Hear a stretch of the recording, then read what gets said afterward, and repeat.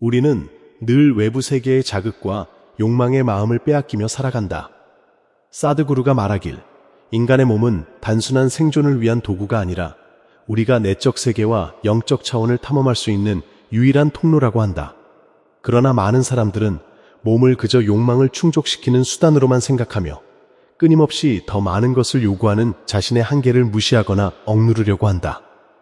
몸은 언제나 만족을 느끼지 못하도록 설계되어 있다. 우리는 먹고 마시고 잠을 자고 쾌락을 추구하지만 그 모든 것이 일시적인 만족에 불과하며 진정한 내적 평화나 행복을 가져다 주지 않는다. 여기서 중요한 깨달음은 바로 이 점이다. 몸은 우리의 욕망을 무한히 자극하지만 그 자체가 목적이 되어서는 안 된다는 것이다. 사츠구루 says that 우리가 몸의 한계를 이해하고 존중할 때 비로소 그 너머의 경험으로 나아갈 수 있는 문이 열리며 몸은 더 이상 단순한 쾌락의 도구가 아닌 영적 성장을 위한 안내자가 된다.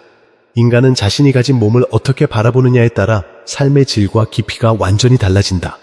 집착하거나 무시하는 대신 몸의 소리를 듣고 그것이 전달하는 메시지를 이해하는 것이 중요하다.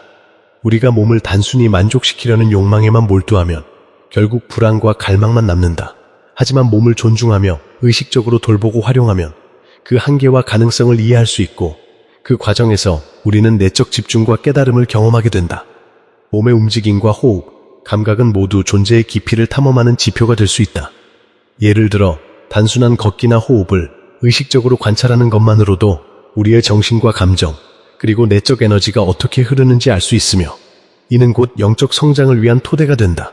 많은 사람들이 자신의 몸을 단순히 아름다움이나 건강, 힘의 관점에서만 바라보지만 사츠구루 says that 몸을 영적 탐구의 도구로 이해할 때 우리는 외부 자극에 흔들리지 않고 내적 중심을 찾을 수 있으며 일상 속에서 존재의 깊이를 경험할 수 있다.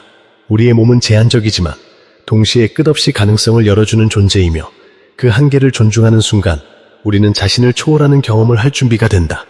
결국 삶의 의미와 영적 자유는 몸과 조화롭게 존재할 때 비로소 다가오며 이 깨달음은 단순히 머리로 이해하는 것이 아니라 몸을 통해 직접 느끼고 경험해야 하는 것이다. 인간의 몸은 단순한 기계나 외형적인 그릇이 아니다. 그것은 우리가 현실과 영적 세계 사이를 잇는 다리이며 그 다리를 어떻게 사용하느냐에 따라 삶의 질과 내적 성장의 속도가 결정된다. 사드구루가 말하길, 몸의 한계를 이해하지 못하면 우리는 언제나 불만족과 갈망 속에서 헤매게 된다. 욕망은 결코 끝나지 않으며 육체적 즐거움이나 외부적 성취는 일시적인 만족만을 제공한다. 그러나 그 한계를 깨닫고 존중하는 순간 우리는 비로소 자기 자신과 깊이 연결되며 몸이 단순히 소유하고 관리해야 할 대상으로서가 아니라 삶과 존재를 체험하는 도구로 바뀌게 된다. 많은 사람들은 몸을 강화하거나 아름답게 만들기 위해 애쓰지만 그 과정에서 내적 균형을 잃고 오히려 정신적 불안을 경험한다. 사츠구루 says that 몸의 진정한 의미는 쾌락을 추구하는 것이 아니라 내적 자유와 존재의 깊이를 체험하기 위한 수단에 있다.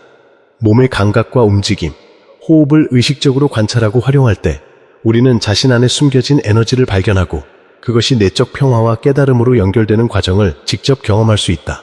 여기서 중요한 것은 몸의 욕망과 필요를 무시하거나 억누르지 않는 동시에 그것에 집착하지 않고 균형을 유지하는 것이다.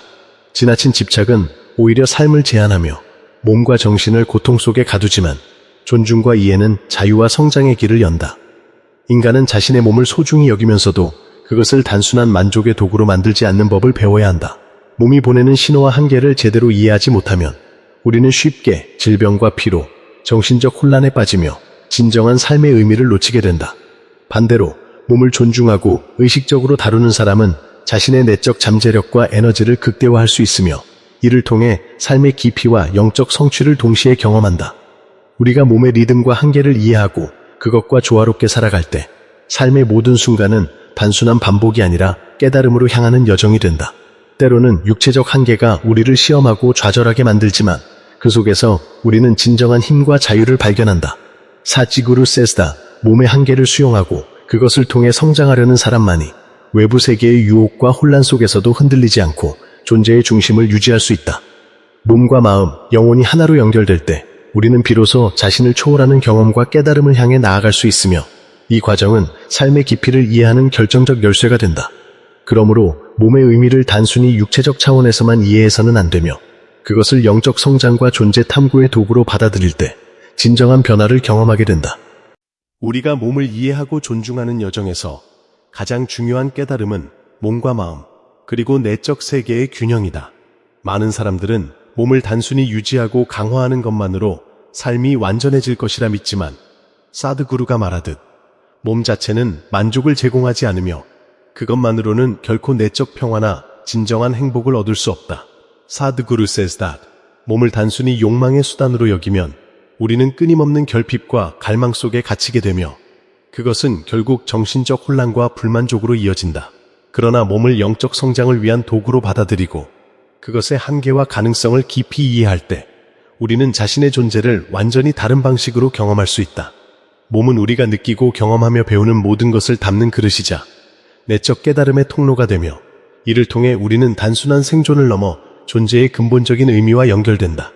몸의 움직임, 호흡, 감각은 단순히 물리적 현상이 아니라 내적 세계의 지도를 보여주는 신호이며 이를 의식적으로 관찰하고 활용할 때 우리는 자신 안에 숨겨진 에너지와 잠재력을 발견하게 된다.